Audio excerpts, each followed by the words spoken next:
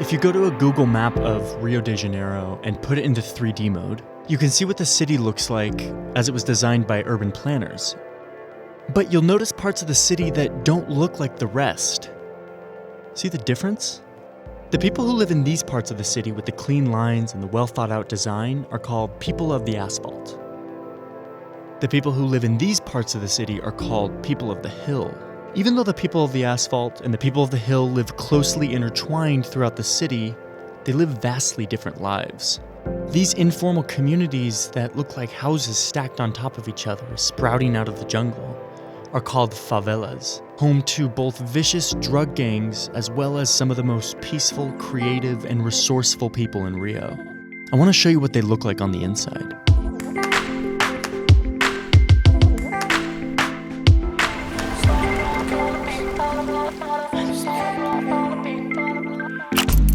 A favela is a community that was built without any oversight of a public authority. No zoning, no building codes, no public services. These places just kind of grew out of the hills over time thanks to two main factors. First was slavery.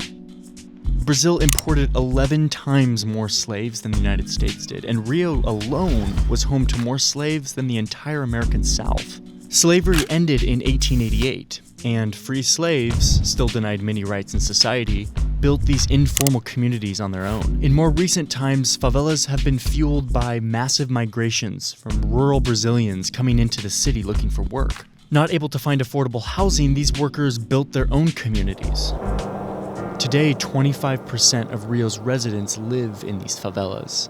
I spent time in 6 of Rio's favelas to try to figure out what happens when parts of a city develop without the presence of a government. This is Rocinha. It's Brazil's largest favela, and it has been dubbed a city within a city. It's a completely self-sufficient economy, the result of decades of makeshift solutions to basic needs like electricity and running water. Without a formal government presence, the residents of Rocinha created their own association, which helps coordinate public projects and resources. Since these associations grew up totally informally by people who had no training in public administration, the resulting community design brings with it a little more zest and creativity than your traditional city.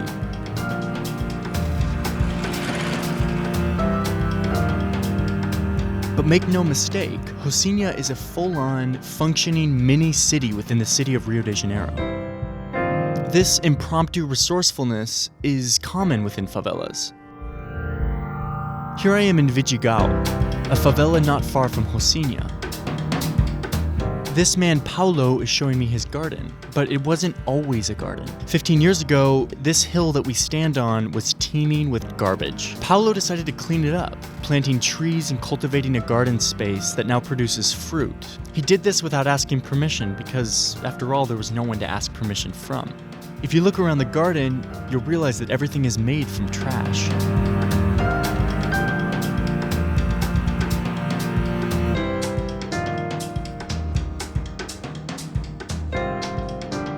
On the other side of the city is a favela called Maré. People in this community have created art centers for young people to come and learn new skills. They also support established artists to create projects around the city that explore and communicate life in the favela. Here they are building a model of their favela out of recycled wood.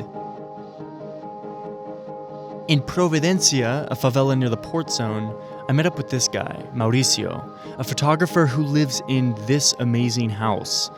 Mauricio photographs life in the favela and provides transparency to the good and the bad of these places.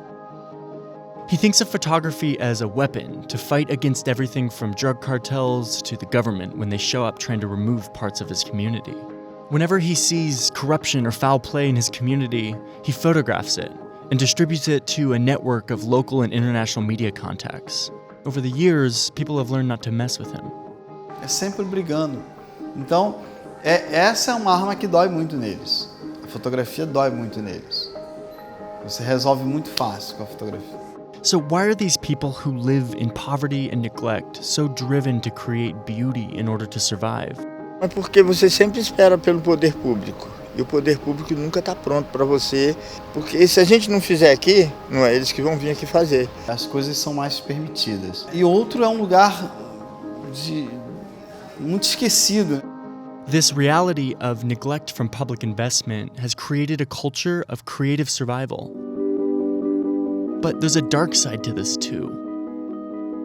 So right now we're traveling over Complexo de Alemão, which is a huge complex or block of favelas. We're not going into the streets today because this place is still very much run by drug trafficking gangs.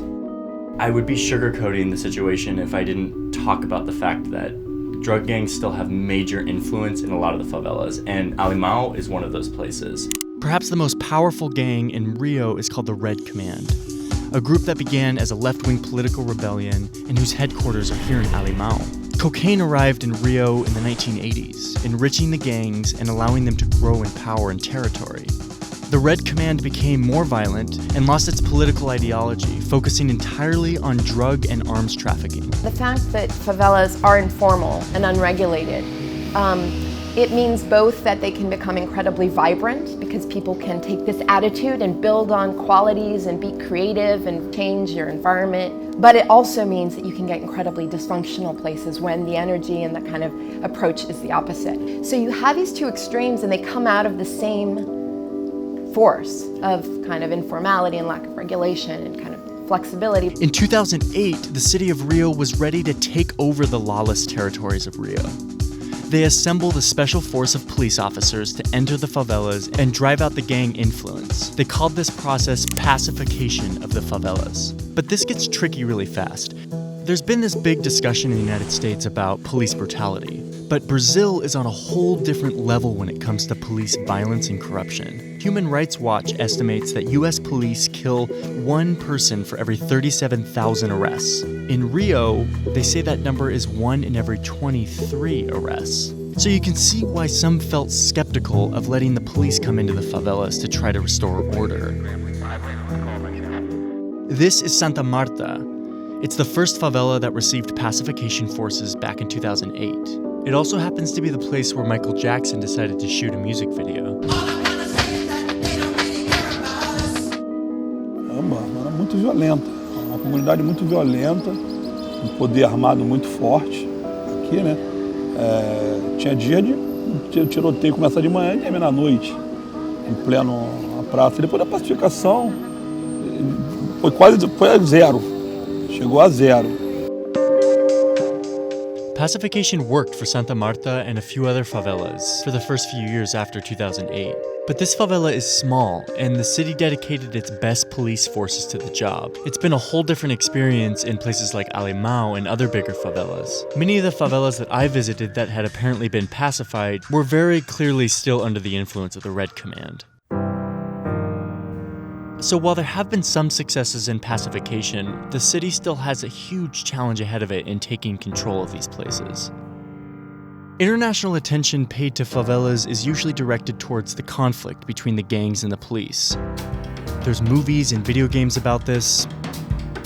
This problem has been perhaps disproportionately amplified across the world. But while gang violence is certainly a problem, it represents one small slice of the favela experience. What seems to me as the more striking and interesting aspect of favelas are the thousands of men and women who are thriving in creative ways in spite of being neglected by their government.